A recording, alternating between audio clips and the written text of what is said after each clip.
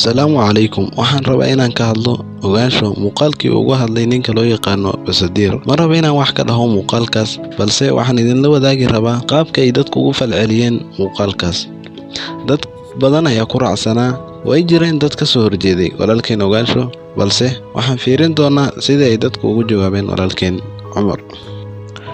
Qofka ugu horeeya waxa uu leeyahay waxaad ka hadashay mowduuc u baahnaa in laga hadlo, waxaana nasiib darro ah in qofkaas oo kale lagu soo dhaweeyo waddankeena. Ninkani waxa uu kumedi ka dhigayo maahan wax kumedi ah, ee waa dhaqan xumo. Xitaa xitaa markii uu arkay sida aan u daawano, waxa uu leeyahay marka uu arkay sida ay Soomaalida u daawanaysa ninkan ayaa waxa uu bilaabay inuu kusoo qoro ciwaanadiisa magaca ay Soomaalida u taqaana ee Basadir. Qofkan run ahaantii waxa uu ku taageersan yahay qaabka ugu hadlay walaalkeen ogaansho. Qof kale ayaa waxa uu leeyahay adiga bariiska aad YouTube ka raadsataa. Isagana sidoo kale ayuu leeyahay marka inaad ku mashquusho looma baahna ayuu leeyahay qofkan. Qof kale ayaa waxa uu leeyahay wallaahi waa nasiib xumo in la casuumi ninkan ugu dhaqanka xun iyo fisqi iyo fasahaadka waxaan ahayn sooma gudbiyo. Waxay leedahay aad ay nasiib darro u tahay in qofkan oo kale lagu soo casuumo waddankeena. Qofkan asagana waa uu taageersan yahay walaalkeen ogaansho. Qofkan kale waxa uu leeyahay bumbuuninta wax aanan soo kordhinayn ma anfacdo adduun iyo aakhiro. Bumbuuninta beenta ma anfacdo adduun iyo aakhiro ayuu leeyahay. Qofkan kale ayaa waxa uu leeyahay waxaas ku mashquulin, Basadir waa ajnabi, waa uu mudan yahay in la soo dhaweeyo oo la maamuuso. Marka wax nacayb iyo faquuq ha abuurin walaal ayuu leeyahay qofkan isaga waxa uu cabsanayaa qofkaas in lagula kaco falal, balse qofkii in la maamuuso mudan ayaa naga horeersan marka hore. kale waxa uu leeyahay Cumarow mowduuc loo baahnaa ayaad ka soo hadashay, ee alla ha ku barakeeyo ayuu leeyahay. Qofkan waan u duceeyay, mowduucaas ayaa uu ka dhigayaa mowduuc loo baahnaa run ahaantii. Qofkan kale waxa uu weydiinayaa ogaansho ummad sidee u burburi kartaa in qof la soo dhaweeyo, bal noo faahfaahi. Basadir madaxweynaha Soomaaliya ma soo dhaweyn, ee qof ay isku shaqo wadaag yihiin ayaa soo dhaweeyay.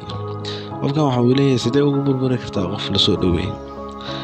Anagana fikirkeena waxaan ku dhiibin doonaa qaybta dambe ee muuqaalka, balse aan sii wadna sida ay dadku arkaan. Qof kale wuxuu leeyahay aad iyo aad ninkan waxa uu jilaa maahan, waa mid diinteena dhaqankeena suuban ka soo horjeeda. Tusaale waxa uu kugu filan jiritaankiisa oo dhan waa naag cawradeeda oo laga sheekaynayo. Nin naagtiisa oo loo daba maray waa jiritaan anshax ka baxsan. Qofkana run ahaantii waa qof damiirkiisa weli uu nool yahay. Qof walaalkaaga markii ku tuso wax aanad arkayn oo xun, run ahaantii dadka markiiba fahma waa dadka damiirkooda uu nool yahay. Qofkan kale asagana waxa uu eed saaraya Cumar. Waxa uu leeyahay waad qaldan tahay Cumarow, ninkaas majaajileysta sawirkiisa u daa. Qalad inaad dadka jaa'ifayso. Ninkaas wiil Soomaaliyeed baa keenay Soomaaliya, waana marti ee faraha ka qaad ayuu leeyahay qofkan. waxaa kaloo jira kuwa aanan la akhrin karin, laakiin waxaa la rabaa dadka inaad adinka magac u bixisaan. bal akhrista waa kuwan.